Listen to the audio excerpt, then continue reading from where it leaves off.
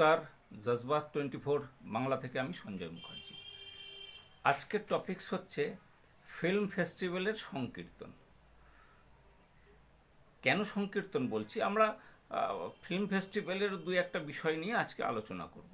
দেখুন, অনেকে এবারে বলার চেষ্টা করছেন যে এবারের ফিল্ম ফেস্টিভ্যালে শাহরুখ খান এবং অমিতাভ বচ্চন না আসার ফলে এটা লোকে একটা সমালোচনা করছেন যে সবাই বোধহয় এখন মমতা ব্যানার্জি সরকারকে, মমতা ব্যানার্জির যে কোনো ফেস্টিভ্যালকে, ফিল্ম ফেস্টিভ্যালকে একটু এড়িয়ে চলার চেষ্টা করছেন। কিন্তু আমার ব্যক্তিগতভাবে মনে হয় এক্ষেত্রে কিন্তু আমরা মমতা ব্যানার্জিরই পাশে আছি এবং রাজ্য সরকারের পাশে আছি। কেন, উনি একটা মানে খুব সদিচ্ছা নিয়ে নূতন এবং পুরাতন যারা আর্টিস্ট এবং যারা ডিরেক্টর সবাইকে নিয়ে এবং বিদেশি কিছু প্রতিনিধিদের নিয়ে এবারে ফিল্ম ফেস্টিভ্যালটা করেছেন। এবার তর্কের খাতিরে যদি ধরে নিই যে শাহরুখ খান বা অমিতাভ বচ্চন আসছেন না, অমিতাভ বচ্চনের ক্ষেত্রে যদিও বিশেষ কিছু বলার নেই, ওনার বয়স হয়েছে, উনি শারীরিকভাবে অসুস্থ হতেই পারেন, উনি নাও আসতে পারেন, সেটা অন্য প্রশ্ন। কিন্তু যদি শাহরুখ খান না আসেন তাহলে কিন্তু বিষয়টা অন্যরকম। উনি ব্র্যান্ড অ্যাম্বাসেডর হয়েছিলেন। পশ্চিমবঙ্গের জন্য শাহরুখ খান একটা বাথরুম পর্যন্ত করেছেন বলে মনে হয় না, কিন্তু তাও মুখ্যমন্ত্রী মমতা বন্দ্যোপাধ্যায় যে কোনো কারণেই হোক ওনাকে ব্র্যান্ড অ্যাম্বাসেডর করেছিলেন এবং ওনার একটা দায়িত্বের মধ্যে পড়ে, যদিও প্রতিটা আর্টিস্টের দায়িত্বের মধ্যে পড়ে যে কলকাতা আন্তর্জাতিক ফিল্ম ফেস্টিভ্যাল পৃথিবীতে যতগুলো ফেস্টিভ্যাল হয় তার মধ্যে কিন্তু একটা অন্যতম সেরা ফেস্টিভ্যাল, এবং সেখানে আসাটা ওনাদের নিজেদের চাহিদা হওয়া উচিত।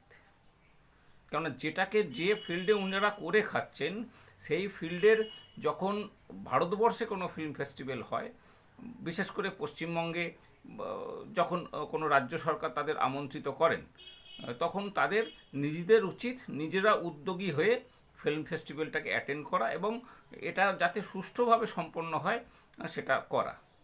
এবং অমিতাভ বচ্চনের ক্ষেত্রে বলি আপনাদের যে ওনার জীবন উনি শুরু করেছিলেন এই কলকাতা থেকে, এবং উনি অনেকে রসিকতা করেও বলেন, রসিকতা কেন, সত্যি কথা যেটা, উনি পশ্চিমবঙ্গের জামাই।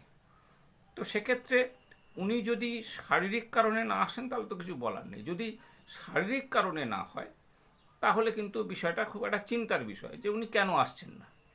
হ্যাঁ, তাহলে কি উনি যে সিনেমাতে এতদিন ধরে করে খেলেন ওনারা, তাহলে সেটার প্রতি কি উনি ঠিক সম্মান জানাচ্ছেন? একটু চিন্তা করার বিষয়। আর তবে এবারে আরও দু একটা জিনিস নজরে পড়ার মতো, গৌতম ঘোষ, যাকে এই যে ফেডারেশনের যে পরিচালন সমিতিতে একজন অন্যতম সদস্য করে রাখা হয়েছিল, সেটা নিয়ে আমরা গতকালই আলোচনা করেছি। তার তেল মাখানোর বিষয়টা কিন্তু এবারে যথেষ্ট চোখে পড়ার মতো।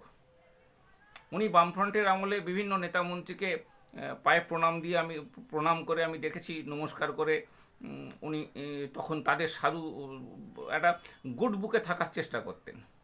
এখন ঠিক বামফ্রন্ট যেমনি চলে গেল, যেমনি এখন তৃণমূল এলো, এখন এনাদের গুড বুকে থাকার চেষ্টা করে যাচ্ছেন এবং গদগদ অবস্থায় আর কি।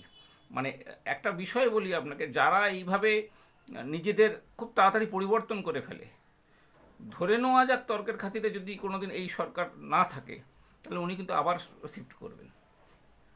এই সব সুযোগ সন্ধানী লোকগুলো হাতে তো খুব একটা কাজ আছে বলে ওনার মনে হয় না। মাঝখানে কিছু ছবিতে অভিনয় করছিলেন, মানে ওনার সমালোচনা করছি বলা যেতে পারে, কারণ উনি মানে সিনেমা জগতের জন্যে সেই পাড়কে ভাঙিয়ে এখনও খাচ্ছেন।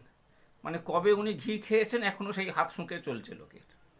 যাই হোক, এক্ষেত্রে আর যাই হোক, মমতা বন্দ্যোপাধ্যায় বা রাজ্য সরকারের এই যে উদ্যোগ, নূতন পুরাতন সবাইকে নিয়ে যে একটা সিনেমা উৎসবটাকে ভালোভাবে শেষ করা, এটা কিন্তু একটা প্রশংসা রাখে।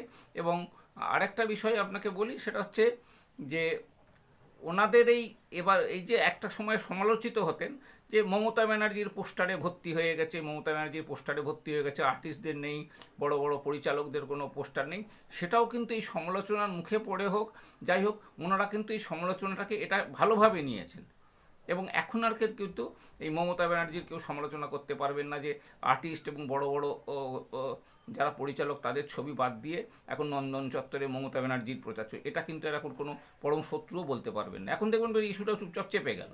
তো যাই হোক, এটা উনি শুধরে নিয়েছেন, ভালো ভালো। মানুষের এই সমালোচনাকে সুষ্ঠুভাবে নেওয়া, এটা কিন্তু একটা গভর্নমেন্টের ভালো দিক।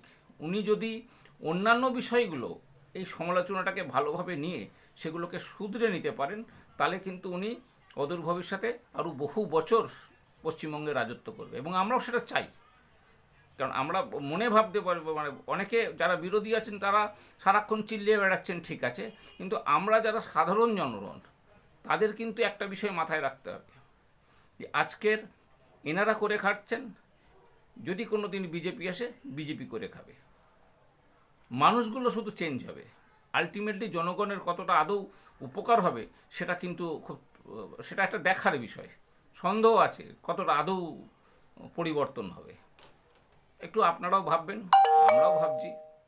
নমস্কার, ভালো থাকবেন।